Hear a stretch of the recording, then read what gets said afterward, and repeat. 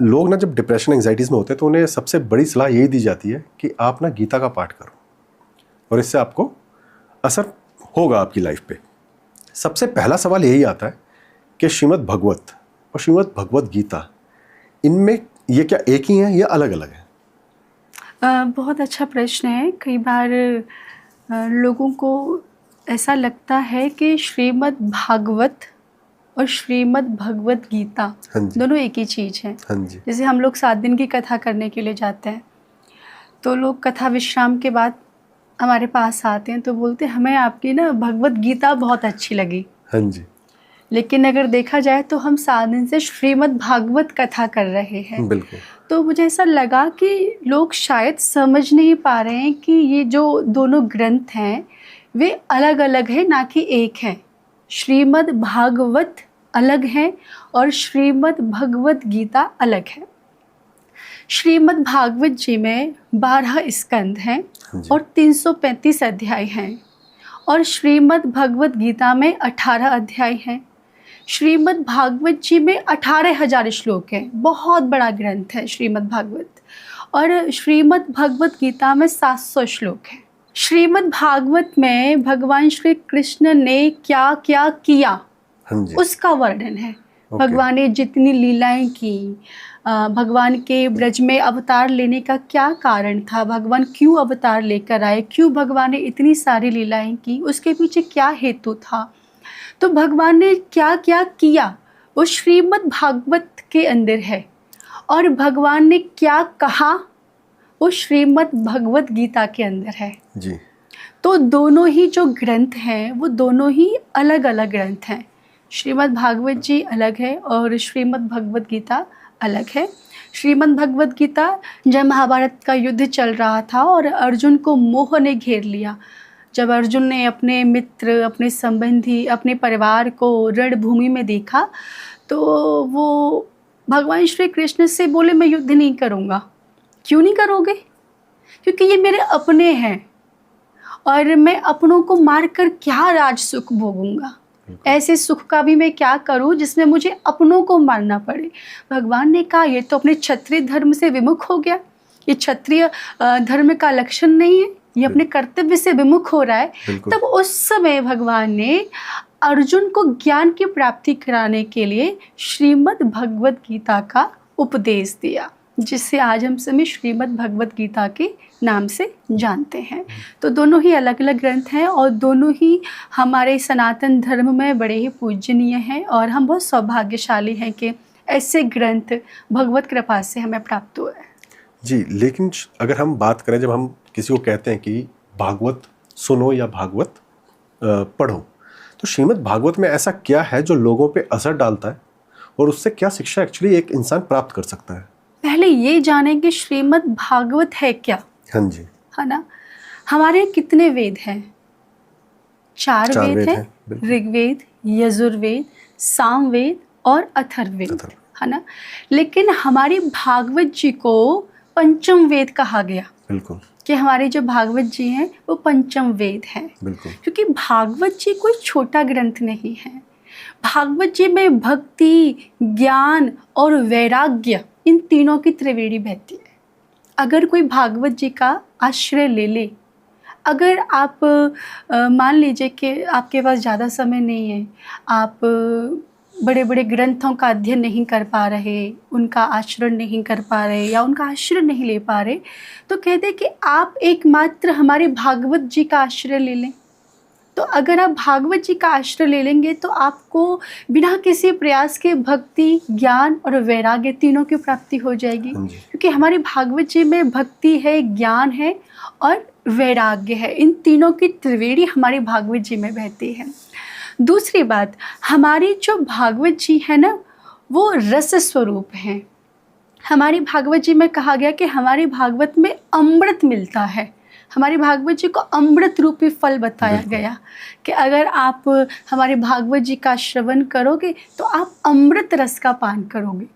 जब देवताओं को पता चला कि शुकदेव जी महाराज राजा परीक्षित को श्रीमद् भागवत कथा श्रवण करा रहे, तो जितने देवता थे वो स्वर्ग से दौड़े दौड़े आए, साथ में अमृत का कलश लेकर आए और जी। सुखदेव जी से जाकर बोले, एवं विनमये जाते सुधा राज्ञा प्रपीयताम प्रपास्यामो वयम सर्वे Shrimad Bhagavatamritam.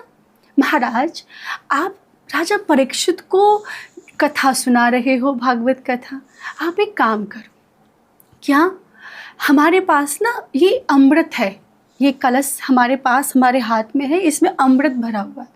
Do one thing कि आप ना एक्सचेंज कर लो। कैसे एक्सचेंज करें? कि आप अमृत को राजा परीक्षित को पिला दो और परीक्षित को जो कथा अमृत पिलाने वाले हो वो हमें पिला दो। तो सुखदेव जी महाराज ने अपने मन में सोचा कि क्व स्वधा क्व कथा लोके क्व काचा कोमरणी महान। सुखदेव जी कह रहे, कहाँ कथा, कहाँ अमृत, कहाँ कांच, कहाँ मणि। इन दोनों की बराबरी एक साथ कैसे हो सकती है? कांच की वैल्यू क्या होती है और मणि कितनी कीमती होती है। बिल्कुल। तो सुखदेव जी कह रहे, कहाँ कांच और कहाँ मणि, इन दोनों की तुलना एक साथ नहीं हो सकती। कहाँ स्वर्ग का अमृत और कहाँ श्रीमद् भागवतामृत, इन दोनों की बराबरी एक साथ कैसे हो जाएगी? तो सुखदेव जी ने देवताओं को कथा नहीं सुनाई, कहा कि हम कथा नहीं सुनाएंगे आपको भगवान की। देवता बड़े परेशान हुए, ब्रह्मा जी के पास गए और ब्रह्मा जी से जाकर सुखदेव भगवान की शिकायत कर दी कि हमें सुखदेव जी ने भागवत कथा नहीं श्रवण कराई। हमने कहा था कि आप अमृत को परीक्षित को पिला दो, उनको अमर कर दो, क्योंकि उनको 7 दिन में मरने का श्राप मिला था एक संत से। और बोला कि हमें इसके बदले में कथा सुना दो, बस हमें नहीं सुनाया। ऐसा क्या है कथा में? तो ब्रह्मा जी ने क्या किया कि ब्रह्मा जी ने एक तराजू ले ली और तराजू के एक पल्ले पर संसार के समस्त साधनों को रख दिया और तराजू के दूसरे पल्ले पर हमारे भागवत भगवान को रख दिया। और जिस पल्ले पर हमारी भागवत भगवान रखी हुई थी वह पल्ला नीचे झुक गया। अब जिसमें वजन ज़्यादा होगा वही तो झुकेगा। बिल्कुल। तो ब्रह्मा जी ने कहा, देवताओं, भागवत कोई किताब नहीं है, भागवत कोई पोथी नहीं है। कहीं आप इसे किताब समझ लें या पोथी समझ लें, भागवत किताब नहीं है, भागवत पोथी नहीं है। देवता बोले, फिर भागवत क्या है? तो ब्रह्मा जी ने कहा, श्रीमद् भागवतख्यो अयम प्रत्यक्ष कृष्ण वही। श्रीमद् भागवत तो साक्षात कृष्ण स्वरूप है और जो इनका जीवन में आश्रय लेता है, जो इनका श्रवण पान करता है, उसका जीवन धन्य हो जाता है। तो हमारी जो भागवत जी की महिमा है ना, वो इतनी विशाल है, इतनी विशाल है कि उसको वाणी के माध्यम से व्यक्त नहीं किया जा सकता। तो अगर कोई भी व्यक्ति हमारी भागवत जी का आश्रय ले ले तो कहते हैं कि उसको भक्ति की प्राप्ति हो जाएगी सहज, ज्ञान की प्राप्ति हो जाएगी सहज, और फिर उसको वैराग्य की प्राप्ति हो जाएगी।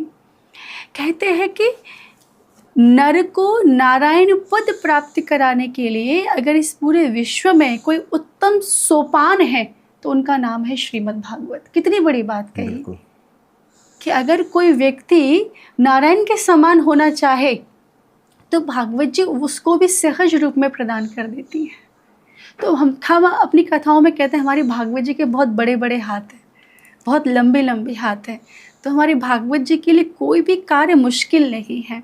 आवश्यकता है कि आप श्रद्धा के साथ, भाव के साथ आप भागवत जी का आश्रय लें।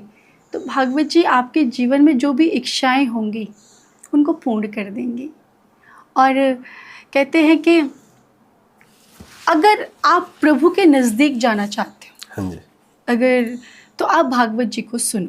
देखो क्योंकि भागवत जी में क्या है, भगवान की कथाएं हैं, भगवान के भक्तों की कथाएं हैं।